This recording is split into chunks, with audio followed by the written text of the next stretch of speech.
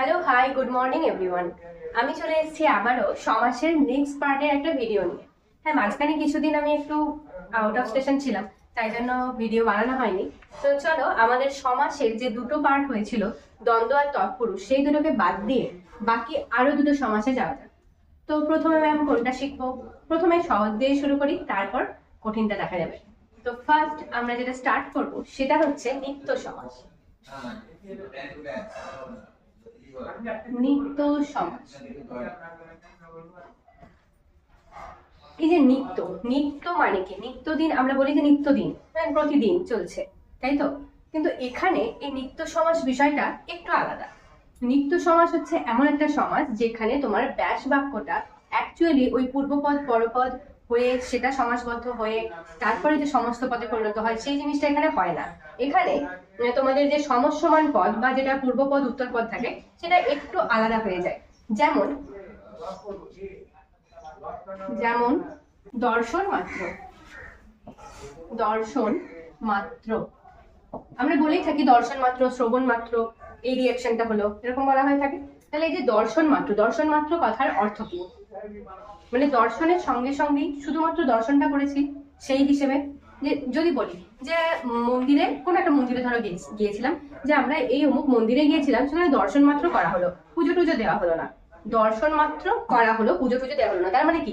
কেবলমাত্র দর্শনটা করতে পেরেছি, তাই তো? তাহলে এটার ব্যাস বাক্যটাও কিন্তু ওই রকমই আসবে। কি আসবে? কেবল দর্শন, কেবল দর্শন। কিন্তু ম্যাম নিত্য সমাজে এরকম উদাহরণ তো খুব কমই পড়েছি। কারা বলবে এটা? যারা ছোট স্ট্যান্ডার্ডে পড়ো, মানে ক্লাস 8 বা হয়তো ক্লাস 10 হয়তো পড়েছো। আদার্স এটাও এরকম উদাহরণ ক্লাস 8 এর বইয়ে আমি লক্ষ্য করেছি যে সেখানে খুব একটা এই ধরনের উদাহরণ ছিল না, সম্ভবত ছিল না। এখানে হয়তো এরকম ছিল গ্রামান্তর, জন্মান্তর। ম্যাম এইগুলো তো বেশি পড়েছি, এটা তো পড়িনি। এটা পড়িনি বললে তো হবে না বাবা, এইরকম উদাহরণ নিত্য সমাসের মধ্যে থাকে। তাহলে আমরা একটা ওই রকম উদাহরণ দিই, গ্রামান্তর। এইরকম সেম ভাবে দেশান্তর, জন্মান্তর, যা খুশি দিয়ে অন্তর অন্তর থাকতে পারে। এখানে কি হয়?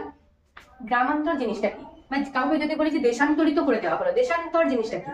এক দেশ থেকে অন্য দেশে পাঠিয়ে দেওয়া হলো, তাই তো? এক দেশ থেকে অন্য দেশে পাঠিয়ে দেওয়া। এখানে গ্রামান্তর মানে ওই ব্যক্তিটি গ্রামান্তরে গিয়েছে, মানে এই গ্রামেতে সে নেই, অন্য গ্রামে গিয়েছে। এই যে অন্য গ্রাম, এটাই হয়ে যাবে এর ব্যাস বাক্য, অন্য গ্রাম। তাহলে দেখো তো, আগে আমরা যে সমাসগুলো পড়েছি, দ্বন্দ্ব সমাসে পড়েছিলাম বাবা মা, এদিকে ছিল বাবা মা। তৎপুরুষে অনেক রকম পড়েছি, তার মধ্যে যাই হোক না কেন, মোট কথা তোমরা যে সমাসবদ্ধ পদটা পেয়েছো, সেইটার ওরিয়েন্টেড শব্দগুলো দিয়ে আমরা কিন্তু এদিকের ব্যাস বাক্যটাকে সাজাচ্ছিলাম। এখানে কিন্তু সেই রকম পাচ্ছি না। আমরা গ্রামান্তর যখন বলছি, দর্শন মাত্র যখন বলছি, শ্রবণ মাত্র যখন বলছি, শ্রবণ বা দর্শন, এখানে গ্রাম, এইরকম মেন শব্দগুলো আমাদেরকে রাখতে হচ্ছে। তার সাথে একটা অন্য শব্দের সহযোগিতা নিতে হচ্ছে। এখানে তো দর্শন মাত্র ছিল, এখানে মাত্র দর্শন করলাম না কেন? মাত্র দর্শন করা যেতে পারতো হয়তো, কিন্তু এটা ব্যাকরণগত নিয়ম, যেখানে দেখা যায় যে তোমাকে অর্থটা বুঝতে হবে, অর্থটা বুঝে অন্য কোনো একটা শব্দের সহযোগিতা নিতে হচ্ছে। অর্থ অনুযায়ী অন্য একটা শব্দের সহযোগিতা নিয়ে আমরা এই ধরনের ব্যাস বাক্যগুলো গঠন করছি, তাই তো? তাহলে দেখো, এইরকম সমাসগুলোকে আমরা বলে দিচ্ছি নিত্য সমাস, ঠিক আছে? তাহলে এটা গেল আমার নিত্য সমাসের উদাহরণ। তাহলে ম্যাম এইগুলো ছাড়া আর কি কিছু হয় না? নিত্য সমাসের এরকম অনেক উদাহরণ আছে, যেগুলো দেখবে মানে নিত্য সমাস মানেই হচ্ছে যেখানে এমন কোনো উদাহরণ তুমি পাচ্ছ যেটার ব্যাস বাক্য ঠিক মতো করতে পারছো না, যেখানে দেখছো সমাসবদ্ধ পদটার মানে যা আছে সেটার ব্যাস বাক্যটা আমরা ঠিকঠাক ভাবে এখানে করে উঠতে পারছি না, তখন তোমরা কি করবে? অন্য পদের সহযোগিতা নিয়ে ব্যাস বাক্যটাকে গঠন করবে। তাহলেই জানবে সেটা নিত্য সমাসে আসছে। এইরকম একটা উদাহরণ হয়, যেমন কৃষ্ণ সর্প। কৃষ্ণ সর্প বা কালসাপ আমরা যেটাকে বলি, কালসাপ জিনিসটা কি? কালসাপ মানে তো কালো সাপ, এটা না। কালসাপ মানে একটা বিষধর একটা প্রজাতির সাপ, তাই তো? সাপের প্রজাতি বিশেষ এরকম আমরা বলতে পারি, সাপের প্রজাতি বিশেষ এটা আমরা বলতে পারি এরকম ভাবে। তো ব্যাস বাক্য আলাদা ভাবেও কেউ বানাতে পারো, আমি যেটা বলছি এটাই সঠিক এমনটা নাও হতে পারে, অন্য ভাবেও ব্যাস বাক্য বানানো যেতে পারে। এখানে কোনো নির্দিষ্ট নিয়ম নেই। কিন্তু কৃষ্ণ সর্পকে আমি এটা বলতে পারি না কৃষ্ণ যে সর্প বা কালো যে সাপ। কেন বলতে পারি না? কারণ কালো রঙের তো অনেক সাপ হতে পারে, কৃষ্ণ বর্ণের অনেক সাপ হতে পারে, তাই বলে সেটাই যে কাল সাপ বা সেটাই যে কৃষ্ণ সর্প সেটা কিন্তু না। সেই রকম ভাবেই তোমাদেরকে যখনই একটা সমাসবদ্ধ পদ দেওয়া হবে সেটার অর্থটা বুঝবে, বুঝে তারপর সেটাকে নির্দিষ্ট ব্যাস বাক্যে ফেলবে, তাই তো? তাহলে বুঝতে পারা গেল নিত্য সমাসটা খুব ইজি। ঠিক আছে, এটার পরে আমরা যাব কর্মধারয় সমাসে। নেক্সট আমরা চলে এলাম কর্মধারয় সমাসে। কর্মধারয় বেশ কিছু ভাগ আমি লিখেছি, সেটা এখন বাদ দাও। আগে দেখা যাক যে এই কর্মধারয় সমাসটা কি। মানে কর্মধারয় অর্থাৎ কর্মকে যে ধারণ করে থাকে বা যে কর্ম সে ধারয়, এই অর্থে বলা হয়ে থাকে। এটা মূলত যেটা হয় যে বিশেষ্য বিশেষণ ভাবাপন্ন হয়ে থাকে, বিশেষ্য বিশেষণ কেন্দ্রিক বলতে পারো। ঠিক আছে, তাহলে কর্মধারয় সমাসটা একটু গোলানোর চান্স থাকে এই হিসেবে তৎপুরুষ সমাসেও আমরা দেখি উত্তর পদের অর্থাৎ পরপদের অর্থ প্রাধান্য পায়, আর কর্মধারয় আমরা দেখবো পরপদের অর্থ প্রাধান্য পায়। এখানে আমি আবারও লিখে দিলাম তৎপুরুষের মতোই পরপদের অর্থ প্রধান, পরপদের অর্থ প্রধান অর্থাৎ পরপদের অর্থ প্রাধান্য পায়। এখানে ধরো যদি এরকম একটা উদাহরণ দিই, যে রাজা সেই ঋষি, বা যিনি রাজা তিনি ঋষি, রাজর্ষি, তাই তো? এটা আমি সাধারণ কর্মধারের মধ্যে ফেলব, তাহলে আমি সাধারণ কর্মধারের পাশে এই উদাহরণটা লিখে দিচ্ছি।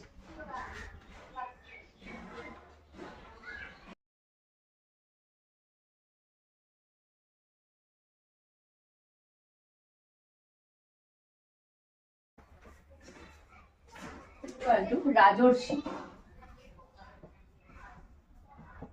তাই তো?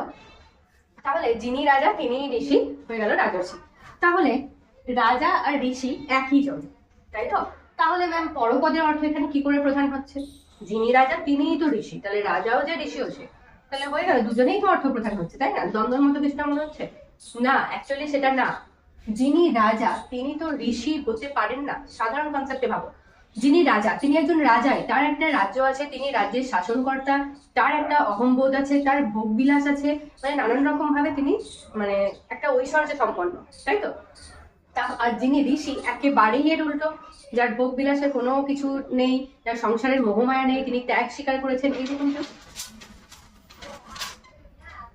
তাহলে আমরা এমন একজন রাজার কথা বলছি যিনি ঋষি রূপ ধারণ করেছেন। তাহলে কাকে আমরা প্রধান দেখছি? ঋষিটাকে, রাজাকে নয়। তাহলে যিনি রাজা তিনিই ঋষি। রাজর্ষি আমি কখন বলবো? রাজা যখন ঋষি রূপে থাকবেন বা ঋষি রূপে পূজিত হবেন, যাই বল না কেন, রাজা যখন ঋষি রূপ নেবেন তখন হবে রাজর্ষি। আরেকটা ধরো অম্ল অথচ মধুর, অম্ল মধুর, আমরা বলি না ওদের সম্পর্কটা যেন একটু অম্ল মধুর, সম্পর্কটা যেন অম্ল মধুর। অম্ল মানে কি? টক। আমি শুধুমাত্র অম্ল অথচ মধুর এটা লিখে রাখছি, এটা এর ব্যাস বাক্য, বুঝতেই পারছো? এটা হচ্ছে অম্ল মধুর।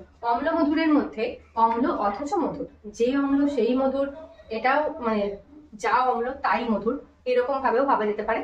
অম্ল অথচ মধুর কেন বলা হচ্ছে? কারণ এরা বিপরীত ধর্মী। যেটা মিষ্টি সেটা তো টক নয়, কিন্তু এখানে কেন বলা হচ্ছে? তাদের মধ্যে ঝগড়া খুনসুটিও আছে, তার সাথে সুন্দর সম্পর্কও আছে, অর্থাৎ মিষ্টত্বও আছে তাদের সম্পর্কের মধ্যে।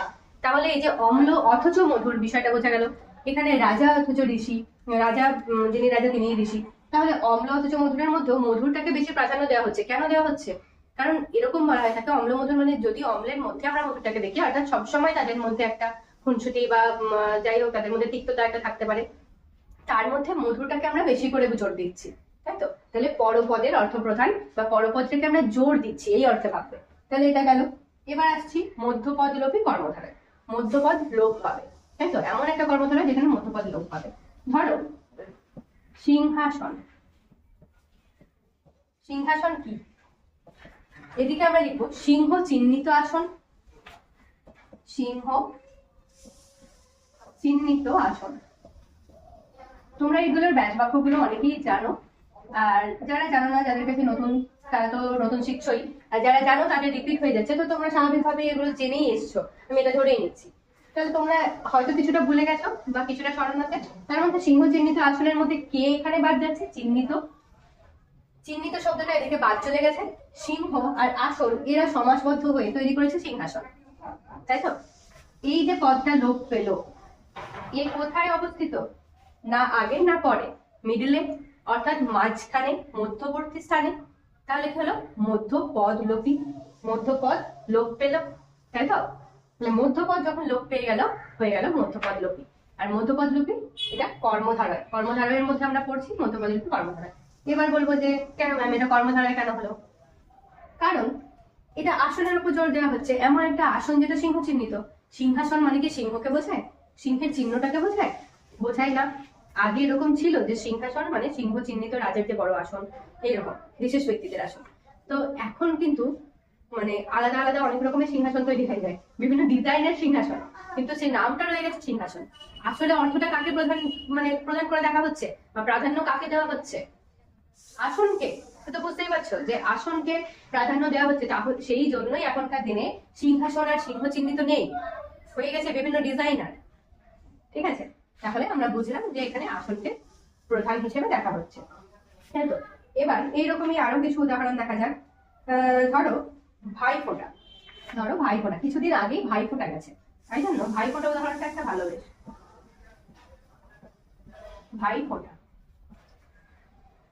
ভাইয়ের মঙ্গল কামনায় দেওয়া ফোঁটা।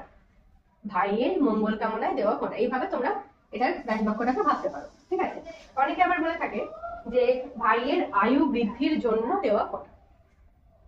ভাইয়ের আয়ু বৃদ্ধির জন্য দেওয়া ফোঁটা, ভাইয়ের মঙ্গল কামনায় দেওয়া ফোঁটা, যাই বলো না কেন।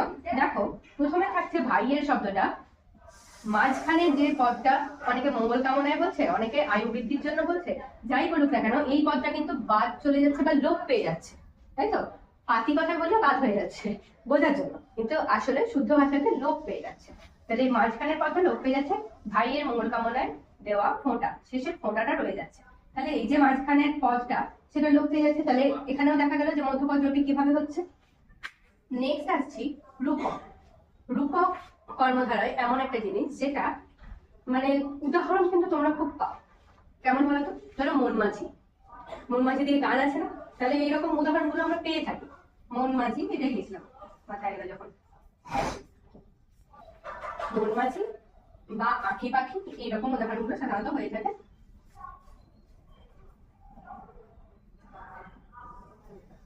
মন মাঝিটা বলি, এটা দিয়ে বোঝাই রূপক কর্মধারয়ে কি হয়ে থাকে। কোনো কিছুর রূপ, রূপ মানে কি প্রায় সম, এর রূপ এইরকম ভাবে বলা হয়।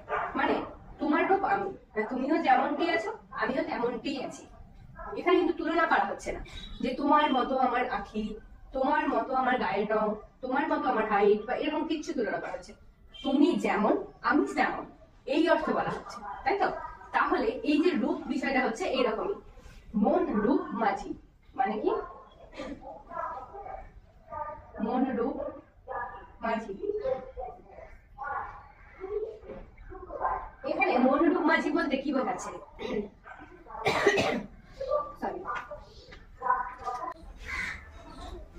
আচ্ছা, তো আমরা বোঝাইছিলাম এই উদাহরণটায় মন মাঝি, তাহলে মন রূপ মাঝি লিখেছিলাম।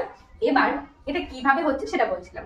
এখানে দেখো মন আর মাঝির মধ্যে একটা অভেদ কল্পনা করা হচ্ছে। অভেদ মানে কি? ভেদাভেদ নেই, যেটা একটু আগে বলছিলাম যে তোমার সাথে আমার কোনো রকমই ভেদাভেদ নেই, এইরকম ভাবে তুমি রূপ আমি, এইভাবে আমি এটা বোঝানোর চেষ্টা করলাম। তো এখানের মধ্যে কি হচ্ছে, মন একটা আলাদা বস্তু, মাঝি একটা আলাদা বস্তু। মাঝি তো একজন ব্যক্তি, তাহলে মন একটা আলাদা জিনিস, মাঝি একটা আলাদা জিনিস, দুটো আলাদা আলাদা জিনিস, কিন্তু এদের দুজনের মধ্যে অভেদ কল্পনা করা হচ্ছে। মানে কি?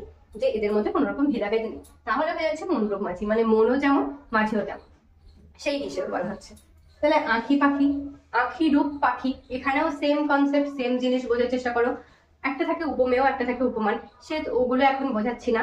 আপাতত রূপকটাকে একটু সহজ ভাবে নাও, ওটা ওই উপমেয় উপমানের সাথে না গুলাতে হবে না, এটাকে সহজভাবে ভাবলেই করা যায়। উপমেয়বাচক উপমানবাচক ভাবার দরকার নেই আমার মতে। তো এখানে রূপক যখনই তুমি দেখবে যে রূপ আমি কিভাবে করব, মূলত তোমরা দেখতে পাবে দুটো একটা মানে আলাদা আলাদা ধরনের কিছু বস্তু বা জিনিসের নাম একসাথে যুক্ত থাকবে সমাজবদ্ধ পদেতে। যেমন এখানে দেখতে পাচ্ছ আঁখি পাখি। আঁখি আর পাখির সঙ্গে কি কোনো তুলনা হয়? আঁখি যে পাখিদের চোখ আছে সেটা আলাদা ব্যাপার, কিন্তু এখানে আঁখি বলতে মানুষের চোখকে বোঝাচ্ছে। ঠিক আছে, এই চোখ বলতে মানুষের চোখকে বোঝাচ্ছে। আর পাখি তো নর্মালি যেটা কেচড় বা পাখি সেটা জানো। ঠিক আছে, তাহলে এই আঁখি বা চোখের সঙ্গে পাখিকে কেন তুলনা করা হচ্ছে? কারণ পাখি যেমন আকাশে উড়ে যেতে চায়, বহু দূর অব্দি ভেসে যায়, তাদের জীবনটা যেমনটা সিম্পল, যতটা স্বাধীন, কোনো মানুষের চোখ যদি সেই রকম হয়, অর্থাৎ কি তার চোখটা যেন ওই পাখির মতো, পাখির মতো চঞ্চল, পাখির মতো যেন সবসময় তার চোখের মধ্যে একটা স্বপ্ন, কোথাও একটা উড়ে বেড়াবার বিষয়, এইরকম যখন চোখের মধ্যে দেখা যায় সেটা হচ্ছে আঁখিরূপ পাখি। তাহলে এই যে মনরূপ মাঝি, আঁখিরূপ পাখি, এইরকম ভাবে ভিন্ন ভিন্ন বস্তুর মধ্যে যখন আমরা অভেদ কল্পনা করব, অর্থাৎ কোনো ভেদাভেদ কল্পনা করব না, সেটা হয়ে যাবে রূপকের। তাহলে এই রূপ এর হয়ে গেল। এরপর আসি মেন যেটা গন্ডগোলের বিষয়, উপমান উপমিত এই কনসেপ্টে। তো কর্মধারয়ের উপমান আর উপমিত এই দুটো কর্মধারয় বুঝতে গেলে তোমাদেরকে যে চারটে বিষয় মাথায় রাখতে হবে সেটা হচ্ছে উপমান, উপমেয়, সাধারণ ধর্ম আর তুলনাবাচক শব্দ। এই লাস্ট দুটো অর্থাৎ সাধারণ ধর্ম আর তুলনাবাচক শব্দ, এটা তো ইজি ব্যাপার। সেটা কি, যখন দুটো ব্যক্তির মধ্যে বা বস্তুর মধ্যে বা যাই কিছু হোক না কেন, কোনো কিছুর মধ্যে প্রাণীবাচক অপ্রাণীবাচক যাই হোক, কোনোর মধ্যে তুলনা করা হচ্ছে, তখন যে বিষয় অর্থাৎ কমন বিষয় যেটা ওর মধ্যেও আছে এর মধ্যেও আছে, এইরকম যে বিষয়টাকে নিয়ে তুলনা করা হচ্ছে সেটা এসে যাবে সাধারণ ধর্মতে। ঠিক আছে, এবার যখনই আমি তুলনা করছি তখনই কি আসছে, ন্যায় কিংবা মত এইরকম কিছু শব্দ আসছে যেটা আমরা তুলনাবাচক শব্দ হিসেবে ব্যবহার করে থাকি। তাহলে এই দুটো বিষয় তো মোটামুটি মাথায় ঢুকলো। তাহলে উপমান আর উপমেয় এই দুটো জিনিস কি? উপমান হচ্ছে লেখাই আছে যার সঙ্গে তুলনা করা হয়, আর উপমেয় যাকে তুলনা করা হয়। কিন্তু ম্যাম এই দুটোই তো গুলিয়ে যায়, কোনটা উপমান আর কোনটা উপমেয় সেটা তো পরীক্ষার হলে মনে থাকে না। তাহলে মনে রাখবো কি করে? আগে একটা উদাহরণ দেখি যেখানে এরকম কি কি থাকছে। ধরো বললাম কাজল কালো, তাহলে কি বলবো? কাজলের ন্যায় কালো। কাজলের ন্যায় কালো কি সেটা এখানে নেই। ধরো কাজল কালো আঁখি, কাজলের মতো কালো আঁখি বা চুল, এরকম কিছু একটা থাকতে পারে। কাজল কালো আঁখি বা চুল, যাই হোক যে কোনো বিষয়কে নিয়ে আমি তুলনা করতে পারি, সেটাকে আমি এখন আপাতত বাদ রাখলাম। তাহলে কাজল কালো এই যে সমাসবদ্ধ পদ, এর মধ্যে আসছে কাজলের ন্যায় কালো, কার সাথে তুলনা করছি? কাজলের সাথে। কেন কাজলের সাথে কেন তুলনা করছে? কারণ কাজলটা গভীর কালো, মানে একদম ডিপ ব্ল্যাক যেটা আর কি, ঠিক আছে, একদম গাঢ় রকমের কালো যে রং সেটা হচ্ছে কাজল। সেই জন্যে তার সাথে আঁখি কিংবা চুলের তুলনা করা হয়। ঠিক আছে, এবার মেন কোন জিনিসটাকে নিয়ে দুজনের মধ্যে তুলনা করা হচ্ছে আগে সেটাকে বের করি। এই যে কালো, কালোটাকে নিয়ে তুলনা করা হচ্ছে, তাই তো? তাহলে কালোটা আমাদের কি? সাধারণ ধর্ম বা কমন ফ্যাক্টর বা কমন বিষয় যেটা বলছিলাম। তাহলে কমন বিষয় হচ্ছে এটা, তার মানে চোখটাও কালো। কালো মানে কি অর্থ বলা হয়? আইল্যাশ যেটা আমরা বলে থাকি, সেটা বেশ ঘন কালো সেটা। আর কিসের মতো? কাজলের মতো। তাহলে দুটোই কালো, তাই এটা হয়ে গেল সাধারণ ধর্ম। ন্যায় বা মত যেটা, সেটা তো বলাই আছে, এটা তুলনাবাচক শব্দ। তাহলে রইল এই দুটো, এটা তো আমার লেখা নেই, তো এটাকে এখন বাদ দিচ্ছি, রইল এটা। যার সাথে তুলনা করছি সেটা হচ্ছে উপমান, আর যাকে তুলনা করছি সেটা হচ্ছে উপমেয়। ঠিক আছে ম্যাম, সংজ্ঞা হিসেবে আমরা লিখে তো দিলাম, কিন্তু এই যে পরীক্ষার হলে যে ভুলায় তার জন্য মনে রাখবো কিভাবে? তার জন্য মনে রাখার একটা টেকনিক দিচ্ছি, যেটা আমি এইভাবে মনে রাখি, তাই জন্য তোমাদেরকে এটা বোঝাচ্ছি। এটা কোনো বইয়ের মানে প্রথাগত নিয়ম মেনে কোনো কিছু মনে রাখা নয়। সেটা হচ্ছে, দেখো উপমান যে যার সঙ্গে তুলনা করছি তার শব্দটার মধ্যে লক্ষ্য করো, মান শব্দটা আছে। আমরা কার সাথে তুলনা করি? যারা আমার থেকে লো ক্যাটাগরির মানুষ, বা মানে যাই হোক না কেন, শিক্ষা দীক্ষা বলো, কোনো শিল্প গুণ বলো, যে কোনো দিক থেকে বলো, আমার থেকে যদি খারাপ হয় আমি তো তার সঙ্গে নিজেকে তুলনা করবো না, আমি বেটার কারোর সাথে নিজেকে তুলনা করবো, যদি ওর মতো হতাম। বা কোনো সুন্দর জিনিস তার সাথে তুলনা করে আমরা বলি যে ওর মুখটা একদম লক্ষ্মী ঠাকুরের মতো, তার মানে কি লক্ষ্মী ঠাকুরের মুখটা খুব সুন্দর মিষ্টি, তার সাথে তুলনা করা হচ্ছে, সেই রকম ব্যাপার। তাহলে যার সাথে তুলনা করা হচ্ছে সবসময় জানবো সেটা শ্রেষ্ঠ, সে শ্রেষ্ঠ কেউ, তার মানে কি? আর বড় কেউ বা শ্রেষ্ঠ কেউ মানে কি? তার মান সম্মান আত্মাভিমান যাই বলি না কেন সবকিছু বেশি থাকে। তাহলে এই মান শব্দটাকে মনে রাখবে। মান, উপমান, দুটোতেই তো উপ আছে, উপমান একটা উপমেয় একটা। তাহলে মান, যার মান সম্মান বেশি, আত্মাভিমান বেশি, তার মানে কি? সে শ্রেষ্ঠ, তার সাথেই তুলনা করবো অন্য কারোর। তাহলেই হয়ে গেল উপমান কে সেটা। এবার উপমান যদি আমাদের মনে থাকে তাহলে উপমেয় তো এমনি এমনি মনে থাকবে, তো ওটা তো হয়েই গেল। এবার দেখো যদি ভাবি যে না আমার তাও উপমানটাও ঠিক মনে পড়ছে না আর উপমেয়টাও ঠিক মনে পড়ছে না, তাহলে কি ভাববো? তাহলে উপমানের মধ্যে যেমন মান আছে, উপমেয়তে এই যে মেয় শব্দটাকে লক্ষ্য করো। মেয় শব্দটাকে আমি দুভাবে মনে রাখার চেষ্টা করি। এক নম্বর হচ্ছে মিউ, মানে যেমন বিড়াল মিউ মিউ করে, এই যে মিউ। আর দ্বিতীয় হচ্ছে হেয়, মিউ আর হেয়। এটা আবার কেমন হলো ম্যাম? মিউ আর হেয় জিনিসটা কেন বলছি সেটা হচ্ছে যে যার সাথে তুলনা করছি সে অবশ্যই লো, যাকে মানে যার সাথে তুলনা করছি সে তো শ্রেষ্ঠ, যাকে তুলনা করছি সে অবশ্যই তার থেকে মানে নিচু স্তরে আছে বা তার মতো অতটা সুন্দর বা অতটা ভালো নয়। তাহলে দেখ, যদি আমি নিজেকে আমার ক্লাসের টপার যে ছিল তার সাথে তুলনা করি, তাহলে যে টপার সে শ্রেষ্ঠ, তাই তো? তাহলে যে শ্রেষ্ঠ সে হয়ে যাচ্ছে উপমান, তাহলে আমি নিচু স্তরের, আমি হয়ে যাচ্ছি উপমেয়। এবার এখানের মধ্যে মিউ কথাটা কেন এলো, অনেকে বলতে যে তুই তো মিউ মিউ করে কথা বলিস কেন রে, স্পষ্ট করে বলতে পারিস না? তার মানে কি, যে স্পষ্ট বক্তা নয় তার মধ্যে ওই গুণের অভাবটা আছে, সে মিউ মিউ করে কথা বলে, তার মধ্যে গুণের অভাব আছে। তাহলে সেই যে একটু ভালো গুণের অধিকারী নয় তার সাথে ভালো কারোর তুলনা করব, তাহলে সে হয়ে যাচ্ছে উপমেয়। এক নম্বর মনে রাখতে পারো। আর দ্বিতীয়ত, মেয়র সাথে হেয় শব্দটা খুব মিল আছে। আমরা হেয় বা তাচ্ছিল্য কাদেরকে করি? যাদের মধ্যে কোনো গুণ নেই তাদেরকে আমরা হেয় করি, তাচ্ছিল্য করি, এরকম। তার মানে এই হিসেবে মনে রাখতে পারো যে যখন তুলনা করা হবে তাহলে যার সাথে তুলনা করা হচ্ছে সে শ্রেষ্ঠ, আর যাকে তুলনা করা হচ্ছে সে এর থেকে কম বা ছোট।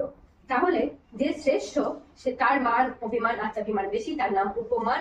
আর যে ছোট সে হচ্ছে হেয় বা মিন মিন করে কথা বলে, মিউ মিউ করে কথা বলে, তাহলে সে হয়ে যাচ্ছে উপমেয়, মানে একে হেয় করতে পারে, সেরকম ব্যাপার। তাহলে এখানে বোঝা হয়ে গেল আমাদের কাছে এই চারটি জিনিস কি কি: উপমান কোনটা, উপমেয় কোনটা, সাধারণ ধর্ম কোনটা, তুলনাবাচক শব্দ কোনটা। এবার আমরা আসি উপমান উপমিত এই দুটো কর্মধারার সমাসে। তো আমি নিচের কিছুটা পোর্শন ইরেজ করেছি, এই দুটোকে রেখে দিয়েছি যাতে তোমাদের মাথায় থাকে, ঠিক আছে? এবার এর মধ্যে ধরো আমি একটা উদাহরণ দিচ্ছি, উদাহরণ দিয়ে বোঝার চেষ্টা করো। আমি সংজ্ঞা টাঙ্গা দিতে গেলাম না, এখানে সংজ্ঞা দেওয়ার মতো কিছু নেই। ধরো শশব ব্যস্ত, শশব ব্যস্ত, এটা ড্যাশ বাক্য আগে করে নাও। শশর ন্যায় ব্যস্ত, তাই তো? শশর ন্যায় ব্যস্ত, মানে শশর যেমন সবসময় দৌড়ে দৌড়ে যাতায়াত করে, সেই রকমই শশর মতো যার ব্যস্ত জীবন বা যার মধ্যে ব্যস্ততা দেখা যায় সেই শশব ব্যস্ত বা শশব ব্যস্ত অবস্থা অনেক সময় আমরা বলে থাকি, তাই তো? তাহলে এই যে শশর ন্যায় ব্যস্ত, এটা ব্যাস বাক্যটা তো আমরা করতে পারছি না। এবার এটাকে আমরা কোন মানে এর মধ্যে ফেলবো? এটা একটা হয় উপমান কর্মধারায়, উপমান কর্মধারায়, আর একটা হয় উপমিত কর্মধারায়। উপমেয় নয় কিন্তু, আমরা এটা ভাবার জন্য, এই বিষয়টাকে বোঝার জন্য উপমেয় উপমান এই জিনিসটাকে লিখে রেখেছি, কিন্তু কর্মধারয়ের যে দুটো ভাগ সেটা হচ্ছে উপমান একটা, উপমিত একটা, ঠিক আছে? তাহলে শশর ব্যস্তটা যখন দেখুন শশর ন্যায় ব্যস্ত, তাহলে আমরা কিসের মধ্যে ফেলবো? এখানে একটা ব্যাপার হচ্ছে, দেখো কার সাথে তুলনা করছি? শশর সাথে। ব্যস্ত, ব্যস্ত কে? কোনো মানুষ নাকি পরিস্থিতি নাকি কি বলা হচ্ছে? সেটা আমার অনুপস্থিত। কাকে তুলনা করছি? সে অনুপস্থিত, তার মানে উপমেয় অনুপস্থিত, উপমেয় অনুপস্থিত। উপমেয় যখনই নেই তাহলে কে আছে? উপমান তো আছেই, এটা লিখছি না। ন্যায়, ন্যায় মানে হচ্ছে যেটা তুলনাবাচক শব্দ বা পদ, তুলনাবাচক শব্দ লিখছি আমি, বা পদ যাই বলো না, তো বাসক। আর ব্যস্ত, ব্যস্তটা কি? ব্যস্তটা সাধারণ ধর্ম, তার মানে ওর মধ্যেও ব্যস্ততা আছে, শশার মধ্যেও ব্যস্ততা আছে, আর সেই ব্যস্ততাটা আমার মধ্যেও আছে বা যার সাথে তুলনা করছে। এই যে উপমেয়টা তো অনুপস্থিত, সে তো নেই, যার সাথে তুলনা করছে যে ব্যক্তির সাথে বা বস্তুর সাথে, তার যাই হোক না কেন তার মধ্যেও সেই ব্যস্ততাটা আছে, শশার মধ্যে যে ব্যস্ততাটা থাকে। তাহলে এটা হয়ে যাচ্ছে কমন ফ্যাক্টর বা সাধারণ ধর্ম, সাধারণ ধর্ম, তাই তো? তাহলে কমন ফ্যাক্টর বা সাধারণ ধর্ম আছে, তুলনাবাচক শব্দ আছে, উপমানটা লিখে দিলাম, উপমানও আছে, নেই তাহলে উপমেয়। তাহলে এটাকে কোনোভাবেই আমি উপমিততে নিয়ে যাব না, কারণ আমার যেহেতু একটা কর্মধারয়ের নামই আছে উপমান কর্মধারয়, আর উপমানকে ছাড়া কি উপমান কর্মধারয় হবে?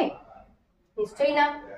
তাহলে আমরা কিভাবে বার করলাম সেটা নিশ্চয়ই বুঝে গেলে, যে একটা সমাজকে যখনই দেবে যে সেটা সমাজ নির্ণয় করো, আগে তো ব্যাস বাক্যটা করতেই হবে, তার সাথে সাথে আমরা দেখে নেব ওখানে কে উপস্থিত আর কে অনুপস্থিত। যখন দেখবো যে উপমেয় তো উপস্থিতি নেই, তাহলে পুরো দলটাই চলে গেল উপমানের ঘরে, তাই তো? তাহলে এটা হয়ে গেল উপমান কর্মধারয়, উপমান কর্মধারয় হয়ে গেল।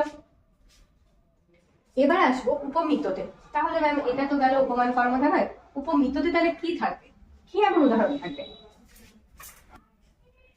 শীতের সিজন এখন আসতে চলেছে, তো আমরা এখন কি পাবো? ওলকপি পাবো, বিভিন্ন রকমের কপির সাথে সাথে ওলকপি পাবো। তো ধরো ফুলকপি, ওলকপি, এইরকম যদি হয় ফুলকপি বা ওলকপি, শীতের সময় এসব খেতে তো বেশ ভালোই লাগে, ফুলকপির তরকারি খাওয়া তো শুরু হয়ে গেছে নাকি? তাহলে এই যে ফুলকপি, এটাকে আমরা কোন সমাসের মধ্যে ফেলতে পারি? ফুলকপি জিনিসটা হচ্ছে ফুলের ন্যায় কপি, তাই তো? আমরা ফুলকপি নামটা কেন দিয়েছি? কারণ তাকে দেখতে ফুলের মতো এরকম ফুল হয়ে থাকে। ওলকপি নামটা কেন দিয়েছি? ওলের ন্যায় কপি। ওল যেমন দেখতে, কপিটাকেও তেমন দেখতে, কিন্তু সে ওল নয়, সে কপি, তাই তো? তাহলে এখানের মধ্যে আমরা কি কি পাচ্ছি আবার খুঁজে নিই। কার সাথে তুলনা করছে? ফুলের সাথে, ওলের সাথে। এরা হয়ে গেল উপমান। সে তো মান অপমান, সরি মান অভিমান বেশি থাকবেই, যাদের সাথে তুলনা করছে তার বড় ব্যক্তি। ন্যায়, আমরা জানি যে এটা তুলনাবাচক শব্দ, তুলনাবাচক পদ বা তুলনাবাচক শব্দ। আর কার সাথে তুলনা করছে?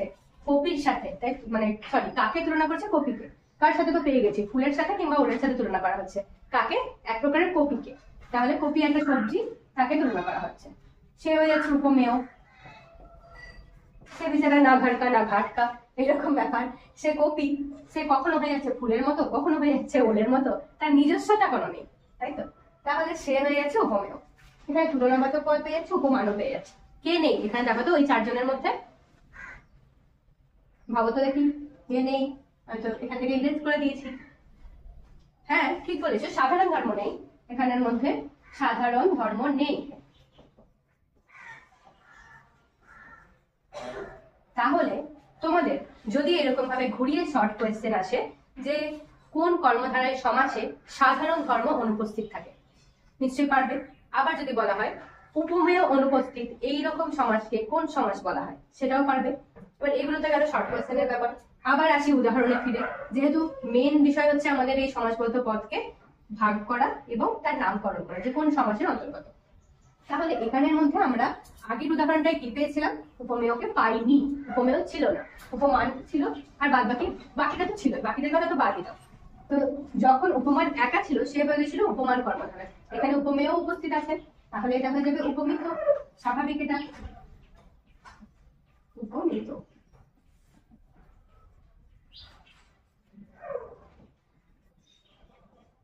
আশা করি খুব সহজেই আমি বোঝাতে পেরেছি, কারণ বিষয়টা আর একবার একটু চালিয়ে নাও, আমি একটু রিপিট করে দিচ্ছি। হ্যাঁ, যার ইচ্ছা করবে না শুনতে, স্কিপ করে যেতে পারো, কোনো অসুবিধা নেই। তো উপমান আর উপমেয়ের মধ্যে আমরা কি কি পেলাম? উপমিতর মধ্যে উপমান, উপমেয়, তুলনাবাচক শব্দ আর সাধারণ ধর্ম, চারটে জিনিসকে আমরা এদেরকে বুঝতে পারলাম। এবার উপমান আর উপমেয়, উপমিত, এই দুটো কর্মধারয় সমাজের উদাহরণ আমরা বুঝবো কি করে? যখন আমরা ব্যাস বাক্যটাকে ভাঙবো, এর ন্যায় এ, এরকম কিছু একটা, এটার ন্যায় এটা, তুষার ন্যায় ধবল, তুষার ধবল, তাই তো? যখন আমি বলে দেবো তুষারের মতো ধবল, তুষার ন্যায় ধবল, এখানে বলছে ফুলের ন্যায় কপি, দেখতে দেখো একই রকম, তুষার ন্যায় ধবল, ফুলের ন্যায় কপি, কিন্তু আমাদেরকে এখানে কি ভাবতে হবে? কে উপস্থিত আছে। এটা হয়ে গেল তুষারের সঙ্গে তুলনা করছি, তুষার উপমান, ন্যায়টা তো তুলনামাত্রক, একই ন্যায় সব ঠিক আছে। এখানে ছিল কপি, এখানে আছে ধবল। ধবল মানে কি? সাদা। আমরা কি বলে থাকি যে তুষার ধবল মেঘ কপি, তাই তো? মানে সাদা বরফের মতো যে রূপটা, সেই সাদা বরফের রূপটার সাথে কারো একজন তুলনা করা হচ্ছে। তাহলে এখানে উপমেয় নেই, যখনই দেখবো উপমেয় নেই একে ফেলে দেবো উপমান কর্মধারায়, যখন দেখবো উপমেয় উপস্থিত আছে তাকে ফেলে দেবো উপমিত কর্মধারায়। আশা করি ক্লিয়ার হয়েছে। তাহলে আজকে আমরা কি কি পড়লাম? আজকে আমরা পড়লাম দু রকমের সমাস। একটা পড়লাম বৃত্ত সমাস, যেখানে প্রথমেই আমরা পেয়েছিলাম কি কি, যে দর্শন মাত্র বা শ্রবণ মাত্র, এইরকম একটা উদাহরণ দিয়েছিলাম, যেখানে কেবলমাত্র দর্শন বা কেবল শ্রবণ, এই অর্থে আমরা ব্যাস বাক্যটাকে ভেঙে থাকি, ঠিক আছে? আর নেক্সট আমরা কি দেখলাম? কর্মধারা। কর্মধারায় 5টা রকম ভাগ পেলাম, মানে 5 রকম। একটা পেলাম সাধারণ কর্মধারা, 2 পেলাম মধ্য পদ্ধতি কর্মধারা, 3 পেলাম উপকর্মধারা, তাই তো? এই 5টাই আমরা করে নিয়েছি। আর লাস্টে যেগুলো বললাম সেটা হচ্ছে উপমান আর উপমিত। এটা একটা বার ধরে বলে দিলাম, আর আশা করি বলার মধ্যে কিছু নেই, বলার প্রয়োজন নেই। তাহলে নেক্সট ক্লাসের জন্য তোমাদের বাকি রয়ে গেল কি কি? 1 নম্বর হচ্ছে